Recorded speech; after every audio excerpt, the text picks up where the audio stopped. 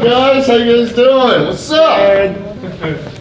There he is, looking mean and lean. I've had my battles with him. I think we've settled our differences a time or two, but you're looking better than ever tonight. You know, trying to get in that fighting shape. You know, I got one of the biggest opportunities of my life. You know, that Canadian Heavyweight Championship means the world to me right now. And I've been really training hard, and that's a title that I really hold deep, and that's a title that really means the world to me, because not only am I representing the US, but I'm representing you guys here in Canada, and to be able to represent you guys in a platform all around the world makes me super happy. What can we expect? You're fighting Maximum Testosterone, who the last 3 days, he's been having a WWE tryout. He's riding high. He might be getting signed. You never know. What can we expect in this match? Well, first of all, you know, I don't care if he's had a WWE trial. I don't care what he's been through. Me and Max actually had some trouble because he didn't show me some respect. And you know, in this business, wrestling is all about respect. And for him to not respect me, after I came out there and I respected him, and for him to look me in the face and just not respect me or shake my hand, oh, buddy. Got some problems. And people didn't see this, but it's rare that we have issues in the locker room in Great North Wrestling, but there was actually a behind-the-scenes altercation backstage last year in Hawkesbury, the night that he won the Canadian Championship. You guys were actually about to go at it. We had to have security involved because for insurance reasons, we did not want it to happen, and we'd rather the battles happen in the ring. Well, I mean, I'm gonna be straight up honest with all you guys. I was ready to fight him. I was literally ready to fight him outside, like no playing, like, you know, no rings, no referees, like legit, man on man, one-on-one, you know. But luckily, you know, Hannibal, you know, he had to stop it because of insurance reasons, because, you know, I would have loved to whip his, I'd love to say the words, but I'm not. But I would have loved to whip his butt right then outside in front of, you know, just me and him. But Hannibal's right. It's better to whip his butt in the ring in front of all you guys and let you guys see who the real champion's gonna be. Not to mention, you don't want to injure him and not get the title match that you've earned since then. You've been racking up victories all over the world. Let's sit down for a minute. You can relax. Yeah, let's hang out a bit. I know you get a little feisty after you hear about Max Testosterone. Before we get off the subject of Max, he is a strong man. He's competed. He's actually the strongest wrestler in Canada. He can pull planes. He can pull fire trucks. Is that something that concerns you? What's your strategy going into this? Pulling, all that does not matter in the ring. What matters in the ring is skill, and you know that. It's training. He can go out there and pull all the cars and planes he wants and be Mr. Strongman, but what wins? Repetition, technique, and that's something that does not have. That's something that I have an advantage over, because I train every single day. Don't get it wrong, man. I practice every single day. I pull my heart out in that ring. I'm not trying to pull no cars. I could probably pull a car if I wanted to, but I'm trying to be the best wrestler possible. I'm trying to learn every move possible, so when the opportunity comes, Mr. Brisco's gonna get that 1, 2, 3. And I mentioned when I introduced you that obviously you're the son of Gerald Brisco, legendary wrestler, and one of the most legendary wrestlers of all time. And recently, 24/7 champion. Don't forget about that. That is true. Did anyone see that? His dad won the WWE 24/7 championship. Hey, he got beat by Kelly. Tell me, who would you want beat you out of anybody? Kelly. I would want Kelly on top of me any day of the week. I'll tell you that right now. Well, speaking of Kelly, No way. let's get a little naughty here. I've heard Kelly is one of the divas who I guess might hold the record for dating the most male wrestlers backstage. Have you heard that rumor? I have no idea. I just know that me and her had a good time back in WrestleMania 25. Me and her were really good friends, so you know I got nothing but love for the girl. And this is a bit of a comedy show. What's a funny story about your dad that we might not know from your childhood growing up, something goofy you did? Do you guys want to know something funny, or do you want to know a crazy experience that I had in a ring with him? All the above. Oh, yeah. Both. Let's hear both. So this is kind of crazy. The first time my dad got in the ring with me, he waited a while. He didn't want to get in the ring with me until he felt that I was properly trained. He wanted my coaches to train me properly before he stepped in. He didn't want to be that type of dad that was like stepping on the coach's toes. So finally one day after, this is when I was in WWE, this is one day after developmental, everyone leaves. So it's my dad, Steve Kearns, Dusty Rhodes, Norman Smiley, and they're all standing around the ring. Finally my dad goes, boy, get in the ring. So I'm like, kind of like joking around, laughing, like, haha, I get to wrestle my dad, like, stooge. And I see my dad look around, and he looks at Dusty, and he looks at Steve, and I'm still kind of laughing around, kind of joking. I go up to lock up with my dad, bam! Punches me square in the nose, and I start bleeding. And I look at him, and I go, well, why did you do that? And he goes, boy, don't you ever disrespect this business when I'm in the ring. Wow, talk about heartbreak right there. I mean, especially, I got all these guys, and I realized how much wrestling really meant to my dad and my uncle. You know, that was able to get me Christmas presents. I was able to get a car. You know, and for me to go in there and kind of joke around, finally when I got the opportunity to wrestle my dad, oh boy, he did not take it lightly. He lit me up, and as soon as he punched me, I go, okay, well, can I go clean it up? And he goes, no, we're going 45 minutes. Yeah, talking about hard knocks right there, boy. But you know, it taught me a lot. It taught me a lot about respect. It taught me a lot about respecting your elders, respecting everything you come from, and not joking around when you have the opportunity to be in the ring with someone like a legend or something like that. And what's the other, there's a funny story, that's the crazy one, where a dad actually, it would be considered child abuse for anyone that's not in a wrestling family. That's normal to someone like you. Oh my God, he would have went to like jail. That was like what happened nowadays. And I think, didn't you tell me to teach you how to amateur wrestle? And I agree with this as an amateur wrestler. It is a good technique when you were young. He would actually hold you down and you'd have to escape. Oh, this was the worst. So like I would be laying there and I would be screaming bloody murder from my mom. And he's like, your mother's not gonna help you. You have to learn how to fight your way up. And I'm literally being like crying my eyes out like a little baby. But eventually, I would fight my way up and he would let me up. But he wanted me to learn that even though when you're down, you can't always just cry for your mama, can't always cry for help. Sometimes you just gotta dig deep, find it in yourself, be the man that you are, and fight up. And we all know you defeated Kurt Angle in TNA. That was one of your career highlights. You're also Great North Wrestling, former Canadian champion, first ever Great North Wrestling, the Hannibal TV heavyweight champion. But Aces and Eights, when they were running high in TNA, when TNA was at its peak, you defeated Kurt Angle. You want to tell us about your history with Kurt Angle and what that night was like? Man, wrestling Kurt Angle is something that is the hardest thing to explain to you.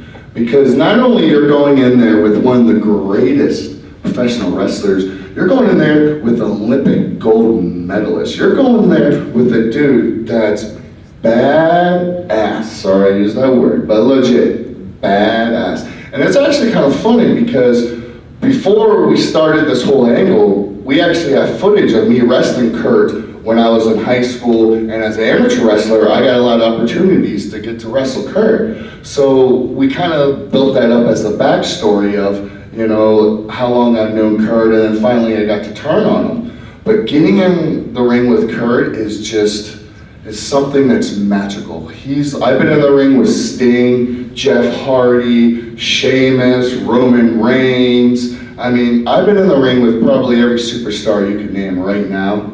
And Shane McMahon? Nope, I have not been in the ring with Shane McMahon, but I would love to battle him. He's but the best in the world. he claims to be the best in the world. We don't know about that right now. But yeah, back to Kurt. But Kurt's a beast, and when you get out there with him and he's just giving you German suplex after German suplex after German suplex, I was actually one of the first people to take climbing up the cage off the top rope German straight to the mat from like midway cage top rope to the mat from Kurt. That's crazy. Yeah, that was insane. And the craziest thing about that, like the beginning of our match, like literally, because Aces and Eights at that time, we were so hot in TNA, like this was when TNA was at its peak. They were getting better ratings than WWE gets now at that time. Oh yeah, and like and the Aces and Eights was blowing up. Like our merch was killing. There was actually a fight in before me and Kurt's match, because we would walk through the crowd, and some Aces and Eights fans and some Kurt Angle fans actually got in a fight. Literally, like while I was walking into the cage, I remember the referee telling me, "Slow down, Wes. There's a fight. They're trying to break it up." And I'm like, "Really?" And I look over, and there's a huge brawl. People wearing Aces and Eights shirts and people wearing Kurt Angle shirts, and this is for real. And this is, I'm like, oh my God, people are like legit taking this crazy. And that was one of the craziest times. And then the second craziest time was in Chicago, is when Bully finally turned on everyone and on Hogan and everyone. And I remember being in there, and I've never seen so much trash, so much beer bottles get thrown in the ring. It reminded me of the old NWA days. It reminded me of the glory days. And man, it just was one of those times that like, if you can go back, you can look at they kind of cut it out right towards the end, but if you look, the ring just starts getting just shattered full of stuff, and like, it was proud to be a good heel. It was proud to not, people want to clap us, people wanted to hate us. And that's the whole thing about, a lot of times now, these good guys and bad guys, people are scared to be the bad guy. People are scared to get booed. You know, as Aces and Eights, we wanted to get booed. We wanted you to hate us. But then it turns around, everyone ended up liking us. And you speak of Aces and Eights, Luke Gallows, he was part of Aces and Eights. I heard that he recently re-signed with WWE for 5 years, 500 grand a year. What do you think about that? Good for him. And Bully Ray, I don't know if you've heard about this, but there was something that happened in June in Ring of Honor in Tacoma, Washington. I guess there was a fan that had been heckling his wife, who is Velvet Sky, in the ring, and the fan was brought backstage into a room with Bully Ray. Some private discussion happened, it blew up over the internet. Ring of Honor investigated it. They released an official statement saying nothing like that will ever happen again. But what's your opinion of fans being taken in the back for heckling people? Wow, I haven't heard that. And that's actually pretty crazy. Like, for him to actually get a fan to come into the locker room, like, I don't know, man. I just think that's just wrong. I wasn't there, so I can't tell the situation. I don't know. You know, we all know it could be at work. You never know. You know, today's wrestling, half the time you don't know. Like when I was at the WWE Hall of Fame sitting next to my dad, when that guy tackled Brett, my dad actually thought it was work. My dad looked at me, and I was sitting next to my dad and Ron Simmons, and they both were like, "Oh, that's just a work." So you never, I mean, it wasn't, but you just, with now business these days, you never know. Just like the same, like that stupid Enzo and Cash. Oh God. Crap. I don't even want to mention their name. I'm already, I wish I did. We've already lost viewers by just saying that. But just like this kind of stuff like that, you know, it just, it's garbage. It's unfortunate, but Great North Wrestling actually has, I think, the toughest wrestlers in all the wrestling industry, and it's only going to get better as we continue to recruit. But you're a star in Great North Wrestling. We mentioned Ring of Honor. There's AEW now. There's MLW. We have 2 MLW wrestlers wrestling tomorrow night right here in Petawawa. Ted Hart and Harry Smith. There's WWE, which you have a family history of. Impact, I think, is pretty much dead now for all intents and purposes. Yeah. So where would you like to be ideally? NWA too. NWA has announced they're going to have a TV show, first taping starting in the end of September. Well, I mean, my main goal is the Canadian Heavyweight Championship. And I think you know that. That's my first goal. I really want to win that title back. That title means the world to me. I don't think you guys really understand how much that title really means to me. To be able to be called one of you guys' champions, to be the first American to ever hold the Canadian Heavyweight Championship. For me, that means a lot to me. You better work a little harder then. Oh, I'm gonna bust my butt, trust me. Max better watch out tomorrow night, you better be there. Front row. No, I don't need that, All I need is these two things, and this right here, and you tell what else I have that he don't have? Heart. And a jock strap. I don't care, I don't care about what you be going down there. Hey, what you want, hey, that's his business. All I care about is that heavyweight championship, and that means the world to me. And is this man going to be a factor in that match, or is he going to mind his own business? Because we've seen him interfere in the past. I said I will be quiet tomorrow, but never know what will happen. Well, I told Jason straight up, I said, let me handle this one-on-one. Let me have my back just in case he decides to have one of his, little Ron Simmons workout groupies try to show up. I don't know how he rolls, but, I just want Jason back there just to have a back, but, Richard Simmons, I think. Ron Simmons. Richard Simmons, one of the two. I just wanted him to have my back and just make sure, I don't think that's going to happen. You never know. This is Canada. You never know. He did win the Canadian Championship here in Pembroke a couple of years ago before about 1,000 fans, which was a very successful night for him. I don't really want to talk about that night, so we'll move on to Jack Brisco, because that's your uncle, of course, one of the greatest wrestlers of all time, one of the greatest technicians of all time, without a doubt, a legitimate amateur wrestling champion. Any stories about your Uncle Jack you'd like to share with us? Man, my uncle, he was a man. He was one of those guys that could just walk into the room and everybody respected him. He didn't have to say nothing. You could just tell by the way he walked, by the way he talked. And my uncle he meant the world to me. And I could always remember when I was training to be amateur wrestler, he would always drive, because my dad and my uncle lived kind of close to each other. So they would always, my uncle would do my running route. Because my dad would always make me run extra. He's like, while you're sleeping, guess what your opponent's doing? He's training. So of course, I'm running. And my uncle knew my running schedule, so my uncle would come in his old beat up pickup truck, and he would roll down the windows, and he would just sit there and just talk with me. And it's the craziest thing is that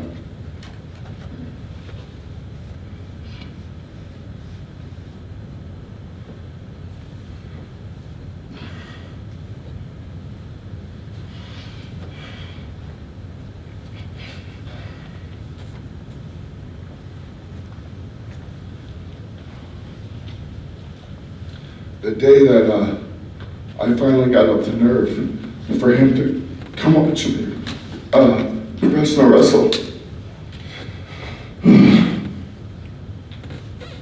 was the night that he passed away. So he never got to see me in that ring. I know he's watching from up above, but that was one thing that I truly wish he would have got to see. And I only had one meeting with him. It was at the 2004 Cauliflower Alley Club.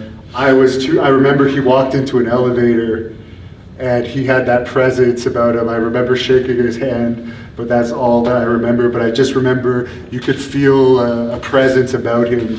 He had that charisma that you could feel guys like Hulk Hogan have and Steve Austin. I've seen a picture of you and Hulk Hogan when you were young, by the way, speaking of that. Yeah, my dad and my uncle were the first people to bring Hogan into the wrestling business. My dad, my uncle gave him his first $100 bill and his first pair of wrestling boots. Isn't that crazy? That's confirmed actually in Hogan's book, so that's one thing he's not lying about. Hogan is known to spin a tale or two. Yeah, he is, but no, that is a true story. My dad and my uncle were the ones that gave him his first $100 bill and his first pair of wrestling boots. And, you know, my uncle was the type of guy that would give any person the chance of day. He didn't care if you're green, purple, blue, or whatever. He was a man's man, and he would always give everybody the time, the moment. And that's something that I try to instill with me, and something that I always try, is to love everybody. Now, you were in TNA for a while. Dixie Carter is a very controversial character. Boo. I mean, we can all get a boo on that, right, guys? Come on now. Yeah, exactly. What's she like in Brisco? Because we've heard she's very charming despite some of her wrestling ideas. Charming? Like, what do you mean charming? Probably another Stephanie. Well, there has been rumors that she may have been associated off camera with some of the... Not with me. I would not touch that with a wooden stick. Oh my goodness. No way. She's like a prune. You are you are quite a ladies' man, though. You're known for that. You used to be a wakeboarder. I mean, I think you still surf all the time, judging by your Instagram, which you can plug now, by the way. But of all the places you've wrestled, and you've wrestled in Puerto Rico there, I know from firsthand experience, the girls are gorgeous there. You've wrestled in Canada. We have some of the most gorgeous women here, especially the Quebec ones. Yes. And, where are the hottest girls? Where are the best girls you've experienced in all your travels so far? Pembroke. Man, hey, I run into beautiful girls everywhere I go, so I can't say anything, you know. His stay here isn't over, so he's not going to say anything bad. There's still a couple exactly. Hey, you ever been to that bar down the street, that Casey's, that bartender right there? Ooh, that girl, she got it going on. You never know. The she-male, too. Whoa. That's why you got to do the Crocodile Dundee test. So out of all the matches you've had, other than the Kurt Angle match, what have been your favorite matches overall and your favorite opponent other than Kurt Angle? Because we all know Kurt Angle's up there. Well, of course you. I mean, I've literally had some of the toughest, hard-hittingest matches I could ever think of. Almost tougher than Kurt. I mean, with the fans getting into too. Remember in Ottawa, the fans actually came after you. Yeah, they actually jumped. Yeah, they tried to jump me. Jeff Hardy was a really good one. Heath Slater, Curtis Axel, the Usos, Sting, Samoa Joe, AJ Styles. I pretty much I mean, I love wrestling everybody. You know, I always love the opportunity. All right, so later on we're going to have fan questions over there, but for today we're only going to allow a couple for Wes. You yell them out to me, I'll repeat them for the camera. Anyone have a question for Wes? When did you compete against Samoa Joe? When did you compete against Samoa Joe, and did you compete against Samoa Joe? Yes, I don't remember what match it was, because I believe it was a TV match and it was a tag match. But yeah, I did, and Joe is, man, he is a hard hitter, and he really is the Samoan wrecking machine, I'll tell you that right now. He's from California. Yeah, he is. Now we know this guy is going to have probably a controversial question for you. No, it's going to be nice. How was it to fight with the Usos? How was it to fight with the Usos? Man, I've had some of my best matches with the Usos, man. Those guys are probably one of the most talented wrestlers I have ever seen. Like, Jimmy can really do the whisper in a wind, like that. Like, it's so crazy. Those guys, I mean, they're both like 240. Like, believe it or not, they're actually big boys. I mean, they're like 6'2", maybe, I don't think they're 6'3", but I think they're around like 6'2", 6'1". But, you know, they're at least 240, 250, and those guys can move like no other. And just their timing, and then plus, us being second, third generation wrestlers, we already magically just kind of just click. We already just, it's just something that we just get in there, look at each other, and just like bring it. How about Styles? AJ Styles, a man who I pinned twice in one night. AJ was fun to watch. I never really had a full singles match with AJ. I've had a lot of tags against AJ. Nice. And there was a fan question they emailed to me. You know about the situation, the unfortunate situation. We're not even going to get into it with Rene that happened with some bullying that he experienced. If you were in the same situation, he was very young at that time. He was only 19 years old. If you were in that same situation with the locker room bullying that took place in WWE, how would you have handled a situation like that? Well, first of all, I would stick up to bullying. I would never ever let that happen in the first place, and that's something that we all need to work together. Like, one person can't stop a bully. We all need to come together, and we all need to say, hey, that's wrong. When everyone just sits there, they become a part of it. So we need to come together as a group. For me, I will get up and say something and stop it, because I think that's wrong. I don't allow that, you know? Like, I'm a man, and I'm not gonna allow someone else to pick on another person. Like, for me, that is wrong. And if I see that, you know, I'm man enough to say, hey, you know, we got a problem, let's deal with it, but I'm not gonna let you pick on somebody. For me, that's just not how I roll, and I know that's not how you roll. I don't believe in bullying, and I believe that we all should stick up for each other, and we should all love each other, because all we have right now is love, you know, and once we take that away, we ain't got nothing else. You know, that's all we got.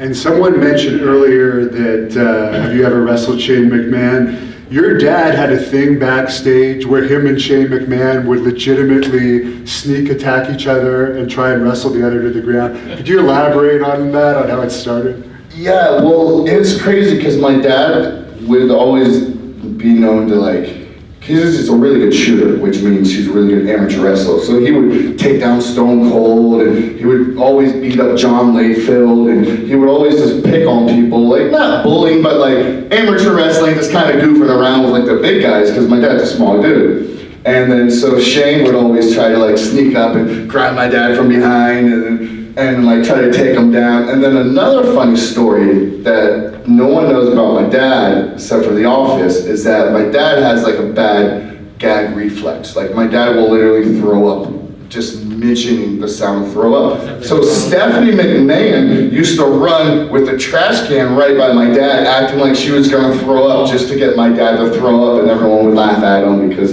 my dad would actually start gagging and throwing up. But that's one of the funny stories to tell you about that. Any stories about The Undertaker from you being a child around the WWE locker room?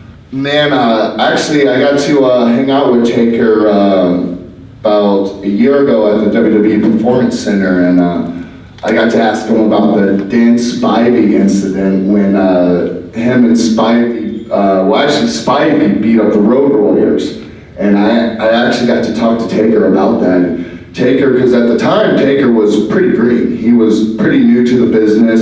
He didn't really know what was going on. And Spivey, David Spivey, is a tough, bad dude. It still is. I just interviewed him for anyone that wants to look that up. He is a very intimidating guy. And as you know, the Road Warriors, I mean, those guys are beasts. So those guys were picking on a couple of the other wrestlers, and I guess Spivey didn't like that. So Spivey took it upon himself and literally beat those two dudes up. I mean, it's on YouTube. You can look at it. I mean, literally beats them to a pulp. And they come back, and Taker's going to David going, hey man, we need to get out of here. We need to unlace our boots. And Spivey looks at Taker and goes, we ain't going nowhere. They ain't gonna say nothing. And Taker looks at Spivey, and here comes the Road Warriors, and they come up apologizing to Spivey and shaking his hand, because they knew that Spivey was one dude that you did not want to mess with. Wow, that's incredible. What about Macho Man Randy Savage? Any experience with him? I mean, I've had the only experiences, yes, I do. I kicked him in the nuts. Really? Wow. Is that what he talks about? Okay, so yes, that's exactly why. So my dad used to think that it was a funny, because I have a black belt in karate and a black belt in Muay Thai. So my dad used to always think it was a funny thing to like tell people, oh, look how hard Wes can kick. So I would always used to show people how hard I kick. And for some reason, we were at somewhere, and my dad was like, hey, Macho Man, come here. See how hard Wes can kick. So Macho Man's like, oh yeah, brother, come here, son, let me see. And for some reason, I don't know why I kicked him in the nuts, but I kicked him square in the nuts.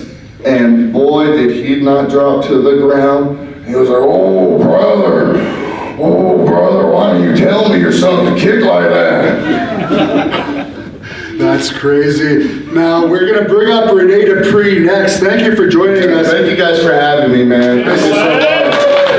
I see some people with cell phones here. Where can they follow you on social media before you head off? Oh yes, please check me out. Wes Brisco 19 on Instagram. Follow me on Instagram, and then Wes Brisco on Twitter. I don't really do the Facebook, but Wes Brisco 19 on Instagram, and then just Wes Brisco on Twitter.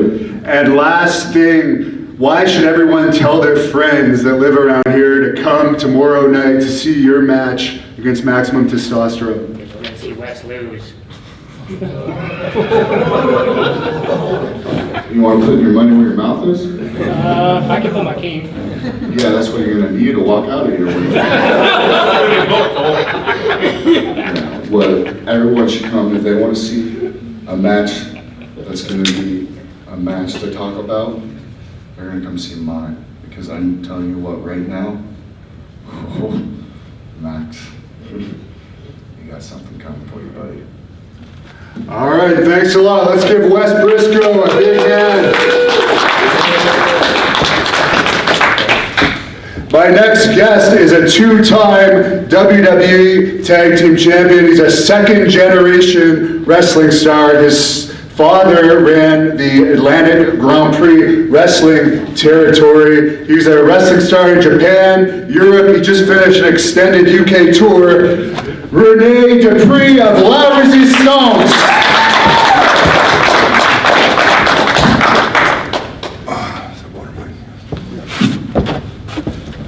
Bonjour. Hello. How are you? He's had a lot of travel today. He flew in from Europe, and then he drove from Montreal to here, so Holy shoes. he's going to get some rest tonight before tomorrow. Hopefully. Tomorrow night, he actually has an interesting match. He's wrestling a guy that he was 31 years old with a ring set up in his parents' backyard at 31 years old with posts drilled into trees. He befriended us at Great North Wrestling. He helped set up the ring. I pointed him in the right direction. He's actually finally been training as a real professional wrestler for over a year now. He's 0 wins and 2 losses so far, but tomorrow night he's going to have a really tough challenge on his hand. He's a big boy, 255 pounds, about 6'2", but you've just come off a massive tour of the UK, and you're a machine. You're a 2-time WWE Tag Team Champion. What can we expect in this fight? He's gonna kick that guy's backside. He just said it. Pretty much. I got 22 years experience, and he's going to feel it tomorrow night. Now, you just came off of a UK tour. You wrestled a lot of stars. You were hanging out with Paige's brothers over there, wrestling for their family. You saw Carlito, I think, over there, Chris Masters. What was some of your best matches that you had on this most recent UK tour? I wrestled a guy named BT Gunn from Scotland. He works for the Insane Championship Wrestling promotion out there, and he's all the Scottish guys are really, really good. A lot of the UK, Europe has a lot of good talent. Enjoy working with them, big time. Now, you're going to hang around with me tonight for the Ted Hart interview, and after you're going to take some fan questions. You were known in WWE for your infamous Cafe de Rene segments that happened leading up to your matches with John Cena. What were some of the highlights of your Cafe de Renes over the years? Tori Wilson. That's about it. That's the number one. That's the number one. Love that girl. How did it work with Fifi? Because I assume they gave you a different Fifi every night. Was there ever a Fifi that gave you more problems? Mae Young. Well, what they would do purposely, what they would do is, I wrestled like Rey Mysterio, Rob Van Dam, they had the big pyro at the time, right? So they purposely have them go out first, and I'd be waiting backstage with the dog, right? So as soon as the pyro hit, the dog would scare him, running the opposite direction. So my music's hitting, and I'm running backstage looking for Fifi.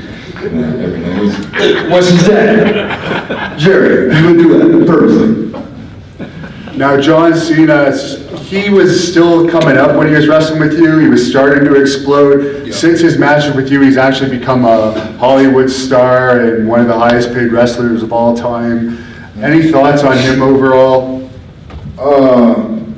Yeah, he's, honestly, I like the guy. He's he's a guy you can trust if you're a promoter, He's there and he works hard, but he had too good feet, man. He was lousy in the ring. Wow. Is there any match with him that stands out to you as the best match you had? Maybe it was on a house show, maybe it wasn't even on TV. Matches we had in Europe were really good. We made an event in my hometown, which was a big highlight for me. Being able to go to my hometown and re-rehab them. That was really good. But yeah, we were like married to each other for like 6 months, almost every night, working. And for those that don't know, I mentioned it in my introduction, your father, Emile Dupree, ran a highly successful wrestling territory back before WWE took everything over. Macho Man spent a lot of time in your dad's territory, David Schultz, Lanny Poffo, the list goes on and on. Leo Burke, one of the best technicians of all time. Yep. What are some of the memories growing up in such a territory where I think there was multiple shows going on at night and sometimes? Yeah, in the prime, we had up to 14 shows a night, just in that small, 3-province area. And Harley Race, may he rest in peace. In 1990, he came and worked for my dad, and he stayed at our house.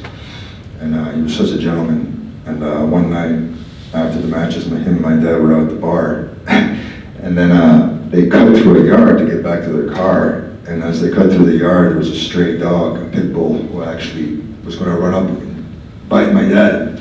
So Harley, who had like a metal plate in his arm, I think he had a car accident, actually smacked the dog. Boom! Knocked the dog out.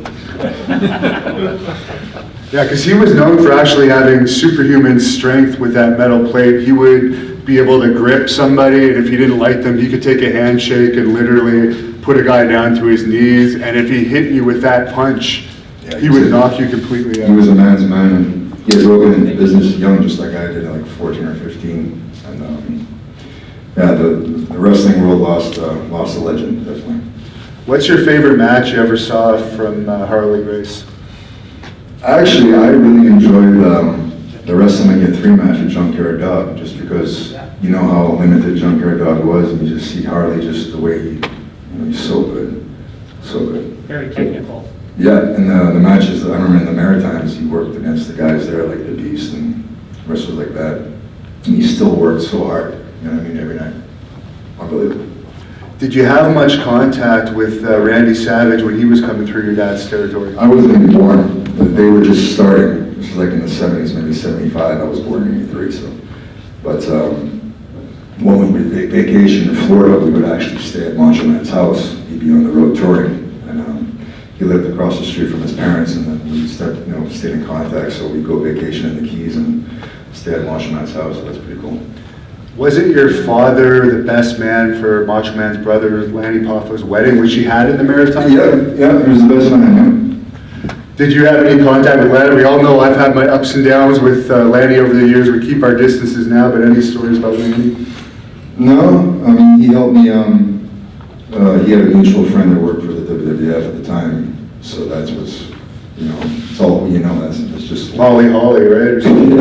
Yeah, she's a great girl, and I got a tryout because of it, and I got hired, so I have nothing but respect for the Poffo family. Now, there's an interesting video online. I actually watched this a couple of years ago when you were in development, Ohio Valley Wrestling. They followed the life of a development wrestler. This is before NXT and the huge TV thing they have now. But you were so dedicated to your diet, you actually set an alarm in the middle of the night where you'd wake up and you would drink protein. Is your diet still that strict, and how has your diet changed over the years? Well, now that my appetite isn't as much as it used to be as I get older, But yeah, I try to still follow 6 meals a day and try to stay lean and in shape. I don't really want to be big and bulky like I used to be. I'd rather be leaner so I can move better. You know what I mean? In the ring, plus it's healthier. You got all that weight. It's easier to, tear muscles. It's easier to. It's hard on your body taking all those. Wrestling is very real, ladies and gentlemen. Now, I really don't know anything about this, but when you did that video with Chris Masters, a lot of people privately messaged me and said, I thought those guys were enemies backstage and they had a lot of heat. Is that just a bunch of rumors, or was there actually something in the past that was eventually squashed? Yeah, in wrestling, there's very few friends. A lot of people think that, all we all get along well. It's like everybody here has a job. There's people at your job that you like. There's people that you dislike. You don't necessarily hang out with each other after work, right? It's just like that in wrestling. It's very. Everyone wants your spot. It's very competitive, yeah. Especially when you're at that level, it's very competitive, and especially with me and him, because we're both the same age and we both had similar looks. So it's a competition, right? But since then we squashed it, and I bought him to Martin's, so we're all good. And I will say something about Rene. He does have a reputation that he was arrogant in his younger days, but I knew him briefly before he went to WWE, and when I was backstage getting tryouts, when he was having his feud with Cena and when he was tag team champions, he treated me no differently than he treated me now or treated me before that. So I think it's just a lot of jealousy and rumors build. I don't think the attitude is something that is a label that you're really deserving of. Yeah, I was very quiet, so sometimes when you're a quiet person, you come up, they might say, oh, he's arrogant, because I'm just a quiet person, and I was very dedicated and driven to succeed as far as I could go, so. Now let's just bring that up. Ted Hart was the one that brought me into Mat Rats. That's how I knew you briefly. There was a kids show that, for anyone that doesn't know, they were going to do this kids MTV wrestling show back around 2001. We were all still teenagers, in our late teenagers. Davey Boy Smith Jr. was there, Ted Hart, TJ Wilson, Tyson Kidd, Natalia, Rick Victor was in it, and Randy Myers from Defy, now he's a star. So a lot of the wrestlers ended up becoming great wrestlers over time. But I was brought into it from amateur wrestling. How were you brought into it? And I've said it before, I wasn't actually ever paid for my match. Were you ever paid? Yeah, I still got the check at home. When I get bored, I bounce it off the ground. Yeah, no, it was, it's like wrestling business, I was working in the Maritimes, and, wrestlers talk and stuff, so, and, Teddy heard me, so they flew me out to Calgary, and I got to work with Harry Smith, Davey Boy Jr., and it was great, because I got to see Stu Hart, the legendary Stu Hart, before he passed away, and I got to see Harry's father, Davey Boy Smith, who the British Bulldogs were my team. I love the British Bulldogs, And so that's where I met this guy for the first time, and it's kind of weird how the world works, right? Everything comes around, right? And he was the same size at that time. I was, I think, 17 or so. He was 17. I think he's a little younger than me, but he was the exact same size when he was 17. Which is incredible. Yeah, I had a growth spurt at a young age. Well, what happens, I hit puberty and I shot up like 6 inches, and then I had my tonsils taken out. And when I had my tonsils taken out, I just started eating everything I saw. But we knew what we wanted to do, and we knew that, hey, look at the guys on TV, they look a certain way, so you gotta work hard, get the look.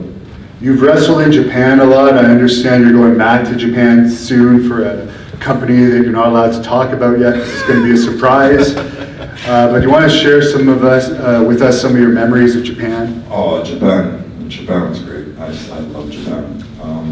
When I was a little kid, like a lot of the wrestlers, the way it worked back then before WWF, they would wrestle in the Maritimes for the summer season, then they would go to Stu Hart for the winter, and in between they would usually do tours of Japan, right? So then Leo Bark came over to the house and he was saying, land of the rising sun. And at that young age, I just wanted to go visit the country and go there. And I've been going over now for 12 years. I got 50 tours over there, and I'm going back over for 3 months at the end of the month. Wrestling the Great Muta. You're wrestling the Great Buddha? Yes, sir. Anyone remember the Great Buddha from WCW? I watched him in Impact. For those of you who don't know, he invented the moonsault, he invented the Shining Wizard, and the People's Elbow was actually taken from him. he did something similar. And you're married to a Japanese woman. I don't know how personal you want to get on this, but how did you end up meeting your wife? And could you tell us a little bit about the story there? I just met her through a personal, it was one of my friends, and, you know, it's like, that's how you meet. Met at one of the clubs she was working at. Yeah, that was 13 years ago. Time flies. Time does fly, yes, sir. And I mentioned earlier you wrestled for the company that Paige's parents organize over in the UK. Did you see the movie that was about that family? And if you did, what were your thoughts on it? No, I didn't get a chance to see the movie, but I've known the family for years. I've known the family for about 10 years.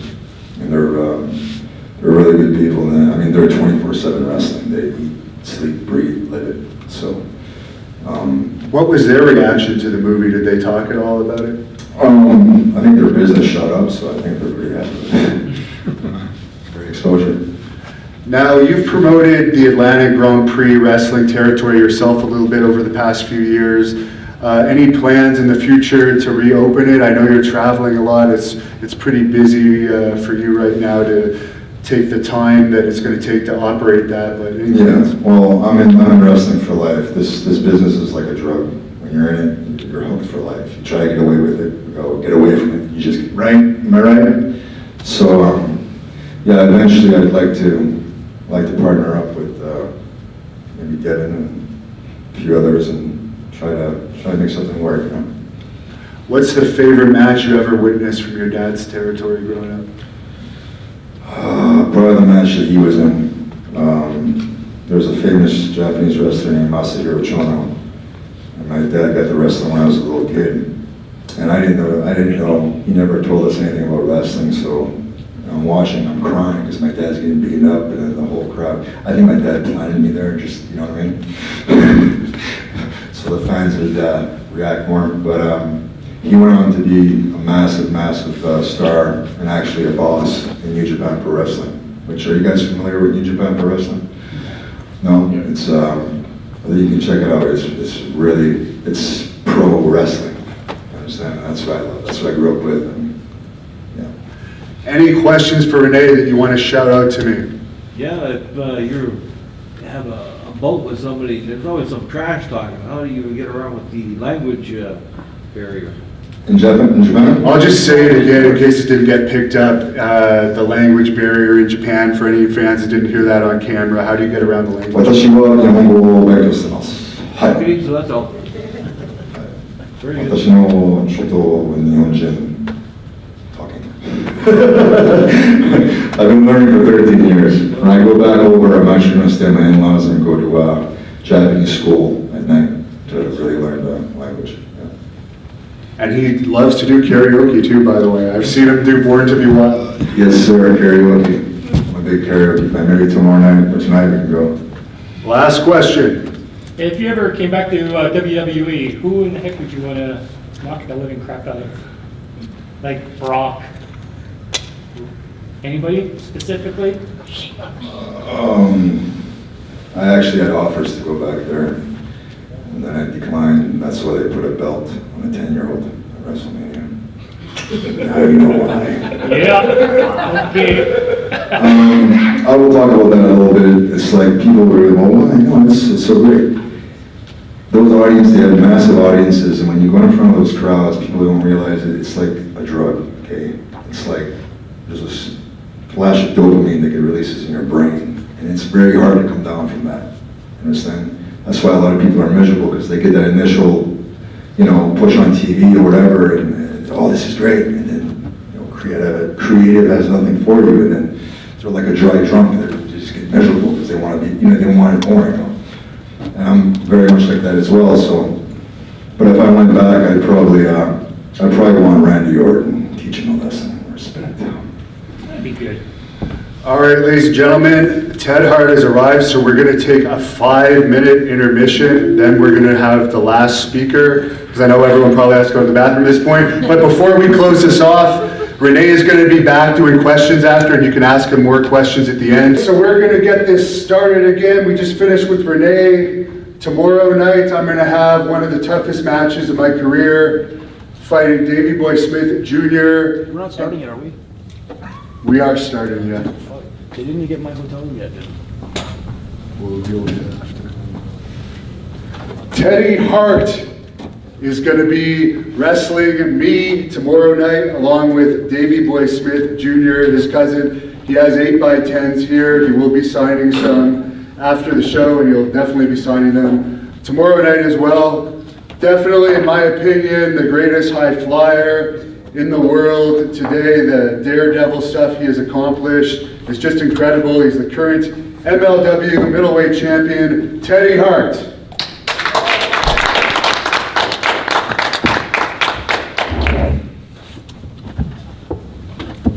You've had a bit of a long day. Super long day. I didn't know you were starting on me. Like I thought you were ribbing me. No, we had the break and we thought that you were going to be ready. I thought it was like an hour away the show from the airport. I didn't drive for 6 hours. I just wanted to shower and then I couldn't get. And I'm pretty sure, like, unless it's just like somebody set it up, but you know my name's not Teddy Hart, my shoot name. So when I get a hotel room, usually if they get the airplane ticket for me, usually they get the hotel room under my name. But I waited almost 2 hours to get into that room and they couldn't get me into the room, and you're busy, I was told, or whatever, but you're right up the street. And I thought you were actually doing a show, you're a wrestling thing, you're doing this shit. You kept me waiting for 2 hours doing that shit, dude.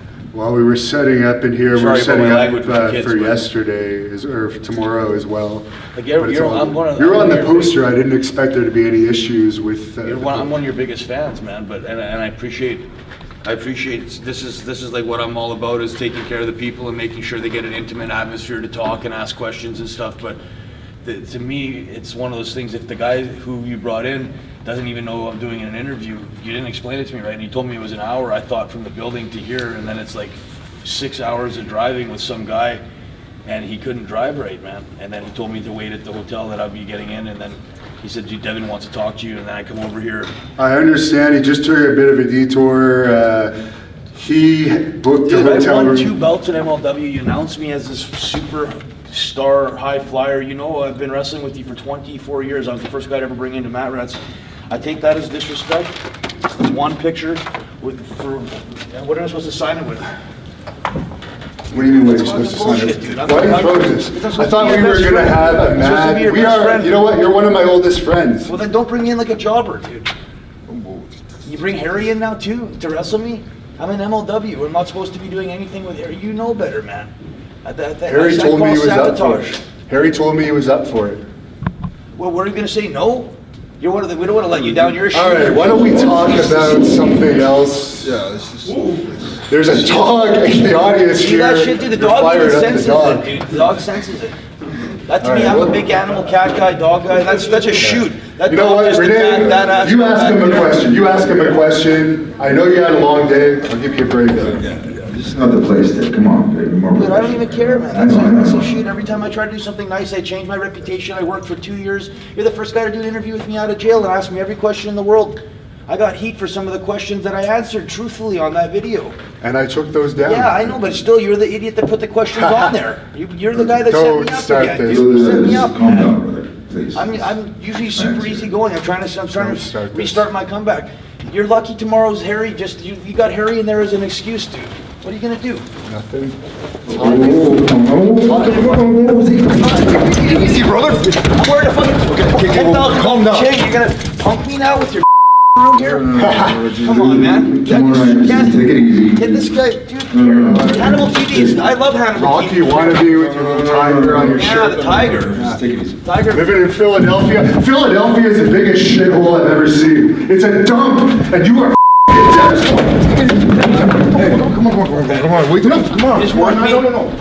Rene, get him out of here, man. I told you, the guy thinks he's a shooter. Thinks he's a shooter now.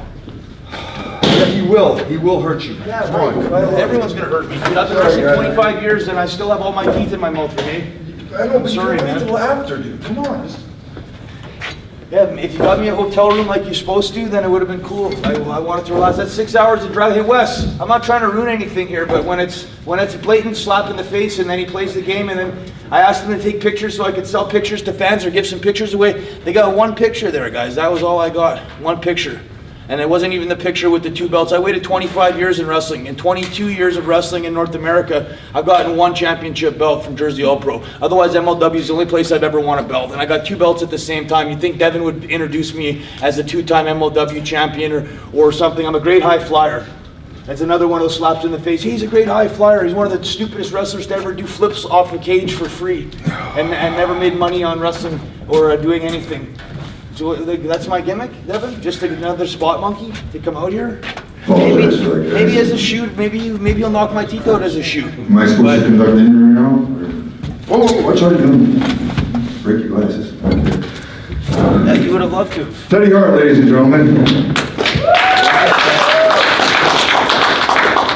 I like Devin, but tomorrow he's getting in the ring, and it's a whole different ball game, man. That's a whole different ball game. I hope he's got a mouth guard and a cup on, because wrestling. When you talk about MMA and you're a shooter, but the real wrestling rules. There's no rules in wrestling. Anything goes. So if it's an eye gouge or bite you, or if it's another guy in the ring, I'm not holding back at all. There's nothing we can play the friendly game all we want. We're buddies and we can chop each other and sit there and make cool sounds, but I'm not playing that shit. If Devin leaves me his neck, I'm choking the guy out, and he can go to sleep and wake up and ask his girlfriend what happened. Hey, Teddy snuck one in on me. Oh, no shit, just like you left me at the hotel for 2.5 hours to get So let's talk about the time you beat CM Punk up. That's a good story. Another guy with big balls, bigger than Devin's balls. That's a true story. I wasn't there, but it's a well-known story that Teddy Hart beat up CM Punk.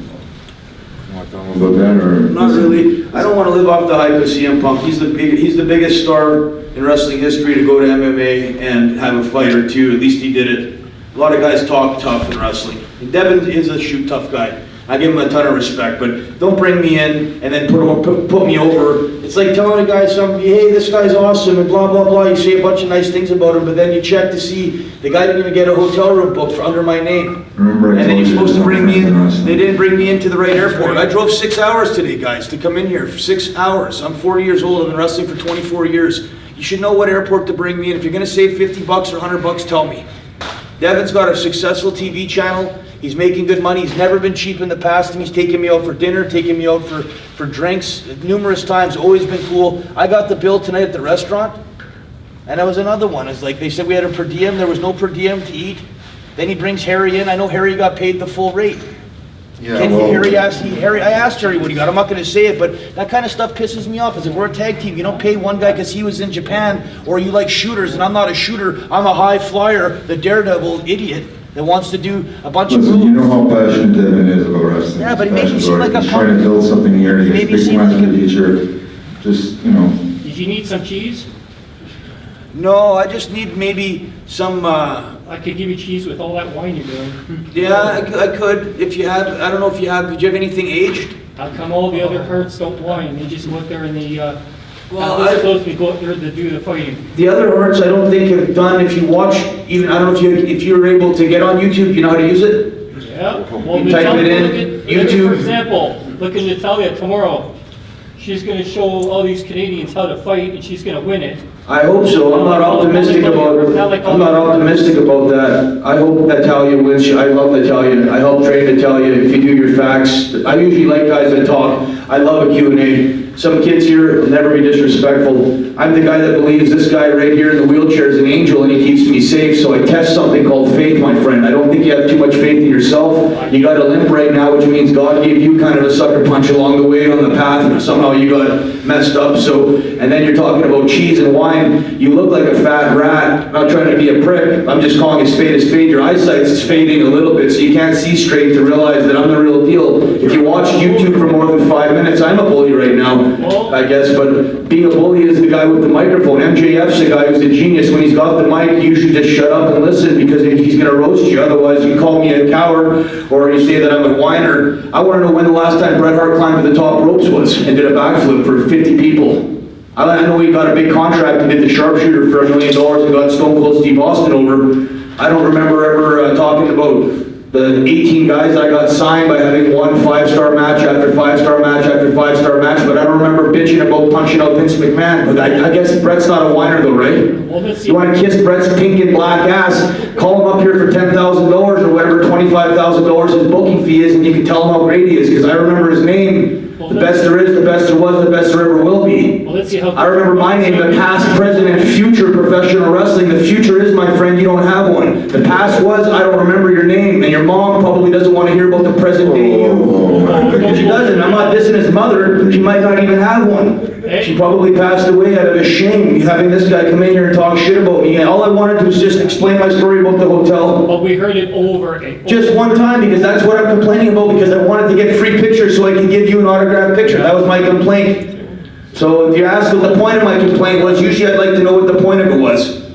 No one else seemed to care. They were all interested in wondering why a guy like me is upset with Devin, because it's hard to get me upset. And Devin and I have been friends for 22 years. But things like, if I go to work and the job is to have a key to a facility, I'm supposed to be there at 9 in the morning, I got a job to do, and I show up at 8 early with sandwiches for everybody, and the key doesn't work, and then at 10 o'clock I show up again, and then they're going, oh, you're late. Devin called me and said I was late. Wes had to come get me from the hotel like I screwed up or something. Again. Let's see how you do tomorrow in the ring. Well, obviously, just so you know, and I appreciate that. I'll give you that. Talk's cheap, and I'll back it up in the ring. Really but go on to YouTube and watch some videos. That's all I ask. You know what they normally say, eh? Mighty talks and bullshit walks. Let's go for it and get in that ring tomorrow and do it. All I'm asking you to do, I'll take your advice and I'll go in the ring and money talks and bullshit walks. Just please, after your bullshit walks out the door tomorrow, after I show you who the greatest wrestler on the planet Earth is, and go watch some videos before you talk to me, because you're talking to royalty, my friend. Youngest guy in the world to ever sign and be fired and hired twice for doing the most moves in the world. You know what moves are about? Well, you know what? Not about pay, it's about that look on the fans' faces, these guys that I care about, smiling and walking away asking if this was real, and how we didn't get hurt, how 2 guys work together, or 4 guys work together, create this thing called magic. 3 generations of magic runs through this blood, through this heart, and through this mind, my friend. And it's the mind. Wear those kind of pants. Yeah, but you couldn't sew a pair of pants or design a pair of pants. You wear the same jeans as every other guy. I'm trying to be different. I'm trying to be a big mouth that whines and doesn't get cheese, because I don't think you could find cheese except for Cheese Whiz that's underneath your arms or between your ears, my friend. You know? Well, if you need some, just go ahead and ask for help. Okay, well, get me a glass of wine and some cheese then, buddy, to bring it tomorrow, and I will eat the cheese in front of you, and I'll drink the wine, and after I'm done, we'll have a dinner after the match, you and me. Boston pizza. I'll buy you a cheese-eating rat pizza for being a big baby that wanted to be the guy that got singled out here. You are the man. We will take it to you. Let's film this guy. He wants some credit. Everyone else is quiet, respectful. What's your name here, sir? My name is Wayne. Wayne, nobody wants to hear your name. The Rock said that. It wasn't that funny. I want to hear your name. No, I want to hear your name, Wayne. That's why I asked. You want me to stand up and say it? You can say it, or you can come on stage with the cane and see if I can borrow your cane tomorrow. Okay. Maybe I can stick that some bitch sideways, no? Do another, cut another promo on you? Come on. Let Wayne sit up here. At least Wayne understands the gimmick a little. There you go, Wayne. Here, Wayne. You can sit down. Here you go. Thank you. Wayne, everybody. Hey, everybody, how's it going? Don't bother sticking that bottle there, because that's where this cane's going to go tomorrow after you're done. Okay, there, I'll call you Mr. Hart. How's that sound? I'm awesome, Wayne. Where are you from, Wayne, here? I'm actually from Pembroke, Ontario. That's what, 30 minutes from here? Yes, sir. Seemed like a nice town when I drove in. Oh, it is. It's beautiful. People are nice. Everything's cool. And I'm loving it here. You know why? Why? Because all my celebrities are here. Well, And sorry to say, you're one of them. Well, I'm glad that you have some respect for me. I've tried to earn it, but I guess I was complaining a little bit too much, but it hurt my feelings, and that's one thing with me. I try to come here and do something special every time I get in the ring. Devin knows the effort I put in to try to make sure fans walk away happy. Well, don't leave Devin there. How about Davey Boy? I wasn't supposed to wrestle Davey Boy, and that's my issue with Devin, was that Devin put Davey Boy in the match when he wasn't supposed to. And he's getting me a lot of heat with my company that I work for, my TV show that I work for, and that pays my bills right now. So I don't have to go back to Canada. Nobody wants to book an airplane ticket from Calgary to New York, or Calgary to Philly, or Calgary to Boston. So my flights, if you check, this is shoot again, my flights, because they're so expensive out of Canada, limited my bookings for 15 years. So instead of being one of the most booked wrestlers in the world, which is I'm the most booked independent wrestler in North America right now, I think behind Joey Ryan and Pentagon and Phoenix, and now they're both, Pentagon and Phoenix are gone to AEW. So Joey Ryan, I think, and myself are the most booked guys independently in North America. And I take great pride in 90 shows I did this year. And Devin knows better to book me with Harry. Not supposed to wrestle Harry. And not in a shoot match either that he hooked on me. And if he stiffs me or hurts me, he acts like it's a skillful thing now because it's a shoot match. when to me that's a coward. If you want to have a shoot fight, then you pay me the extra money, we put on the gloves and we have a shoot fight. Now you're telling me it's a shoot fight, and I respect Devin. I respect the hell out of Devin stuff. He's probably one of the toughest guys in the history of the business. I would say he's this generation's Haku. He's just a wild card crazy, but I fear no man but God. And he put me on the spot, and he thinks I'm gonna kiss his ass because it's in his town, or it's his show, or his parents are here. I respect his girlfriend and the dad. They just came up to me and introduced themselves. I never met him before, but I've been sitting at the hotel for 2.5 hours waiting for my money and waiting to get in a room that wasn't there underneath my name and waiting for my pictures that I can't sign. So when Devin gets in the ring, he's gonna understand just how easy a slip punch could be an uppercut in the face. And a guy like you will be the one cleaning up the blood off the floor. You can ask me if wrestling's real again, my friend, because I like your attitude, but you're sitting up here now. I wanted to get real for a second. What if I grabbed you just without that cane, you know, and somebody takes advantage of the situation, like David Schultz, remember that one? Yeah. And what do you do? Did something nasty, but you wouldn't want to attempt to try that with me. No, because you got a cane and you're handicapped, so I wouldn't want to hurt you. So I'm gonna let you Not go. handicapped. Well, whatever it is, I'm gonna give you the stopwatch. I don't want your heart to stop here. You see this thing? But tomorrow is a different story. Yeah, but we're talking about you who wanted to open your mouth. Devin's already gonna get his ass kicked. You think right now I'm shooting my mouth now? Wait till tomorrow when I'm by that ringside. I'll be shooting my mouth more and more every day. Well, guys, do you have any questions, these amazing fans? Because I put enough spotlight on this gentleman. I already forgot his name, Wayne? Yes, Wayne? sir. Awesome. So, and then Wayne can show me if he understands Wayne Gretzky, the great one. And then he can look in the mirror and realize it's not you, it's me.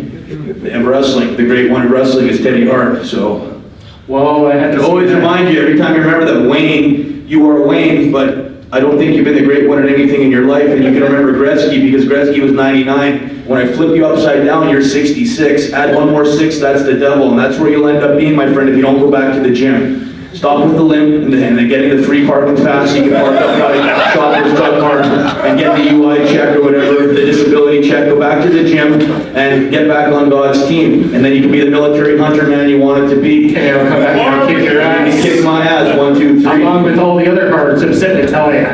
Well, now you're against all the hearts. You just flip switches now. That dog was probably trying to bite you because he sensed a guy that was a hypocrite. Find nothing worse than a coward or a hypocrite, dude. Guys, this sounds like a wonderful group of people that understand this business completely, and it's about suspending you in disbelief and making sure you got 15 minutes off your day job or the stress or your worries or your bills, and you can enjoy professional wrestling, something my grandfathers made famous in this country. My family's tried to do something with it. Every generation we live on this planet Earth, we try to make professional wrestling the best thing you've ever seen. So, here's one of my best friends in the business. I've known Wes since he was 9 years old. All right. We'll get into a little bit lighter note. Hey, does anybody have any questions for Teddy? Like, any questions about some of the wait, whoa. Can I please say something? Holy moly. I want to ask All that right. point. Any questions about any of his crazy matches, his opponents? Who did he like facing? No, we've already had enough of you. How did you get the scars in the back of your head? Teddy, how did you get the scars in the back of your head? From his woman. Please. All right, Wayne. Shh. Let's just let Teddy talk a little bit. You know, you've had your 15 minutes.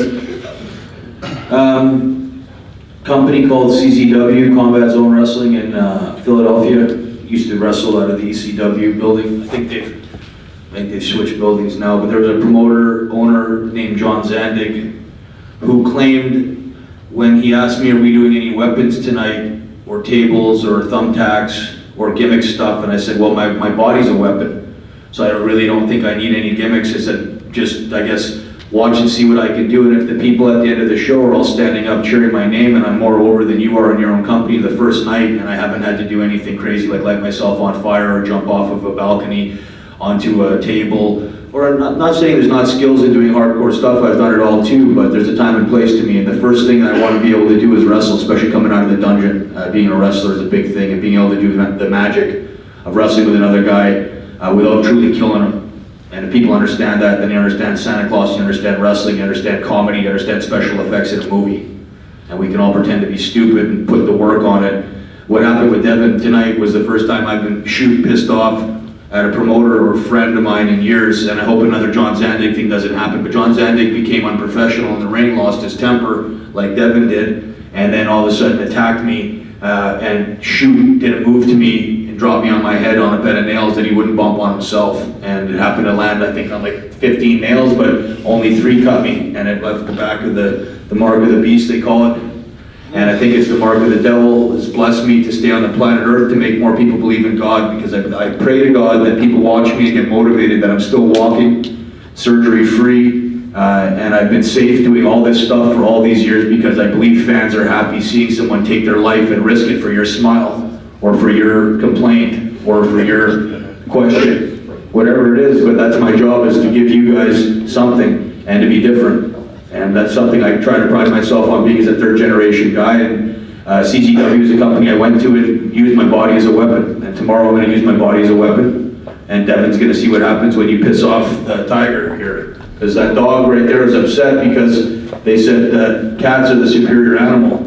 And it was a subconscious thing I was given to the dog. But the dog made a big mistake when he accepted listening to people's commands. The cat said, "What the hell are you thinking?" They both looked at each other. The dog said, "Shit." Now they know we can understand him. And the dog's been running around doing shit like kissing asses and licking asses for the last 500 years, and cats do whatever the hell they want to do, kind of like me. So I don't mind acknowledging that I listen, but you better have food for me or money. And dogs can do whatever they want because they're supposed to. But I haven't seen anybody give a cat a licking for not listening. I've seen a lot of dogs get shit for not sitting down. So I hope you understand what I'm saying, my friend.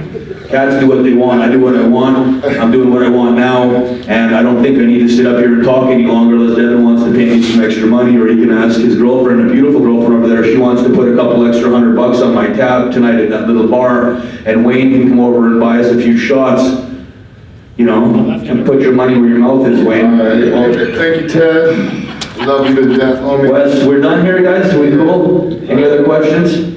Tomorrow I'll see you guys all in the ring. Oh, good, I'm happy, everybody's happy. Do we got any more questions? One more question. All right, give it back. You bringing Mr. Velvet tomorrow? This is another thing, I tried to get the paperwork for Mr. Velvet, and Devin said we'll bring him back next month, or the show in October, but it was a little expensive because it's a small town and it was a bought show. So again, to me, cutting corners, and they got some emergency Great Dane in the back there. Why couldn't I bring my cat? His question is answered. It's like banging off my head right now. And is the dog safe to be here? Because it doesn't look like a bulldog to me. And if it's not a bulldog, Harry's going to be upset that you brought a dog to the ring. You wouldn't let him bring his bulldog, and you wouldn't let me bring my cat. I'll bring my cat. Yeah, but you're known for being a pussy, Wayne. I'm not.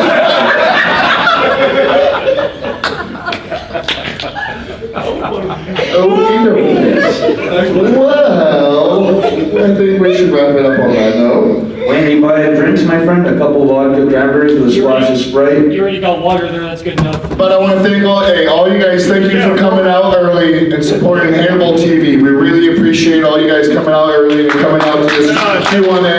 Thank you guys for your support. Thank you for everything you guys are doing. Make sure you check out Hannibal TV. Make sure you check out all of his stuff. And tomorrow night, it's going to be crazy. I'm telling you right now. As you can tell, it's going to be hot. God bless you guys. I look forward to seeing you all happy and surprised tomorrow. And I think people understand you can't do the same thing over and over and over again. No, we're going to show them something new, something different, something real. It's one thing Hannibal's been amazing for, is creating something for the fans. And he should have been a bit smarter, because you bring a guy like me and it's going to be about me. And the fans will see again the reason Devin is number 2 instead of number 1 is because Teddy Hart's been in this, we'll say, this little competition with Devin ever since I first brought him into the company, and that was Matt Rat's how many years ago? 22 years ago. And Devin was the second best guy then, behind Harry, and definitely behind me, and it'll be the same thing now that Devin brought me in. He'll be the 3rd place guy now, so his beautiful wife and his friend here, her father, are gonna see Devin get the bronze medal. And Devin's used to getting gold, but he's going to get the bronze for 3rd place loser for not getting my hotel room right. And putting Wayne in the front audience here. Wayne, hope you got credit card to buy some drinks. And Devin, please get me my hotel room and bring me to the right town next time so I'm fresh against you for the shoot fight match. Just Manager tomorrow. Again, thank you guys so much for coming. Please support Hannibal TV. Thank you guys so much. We truly appreciate it.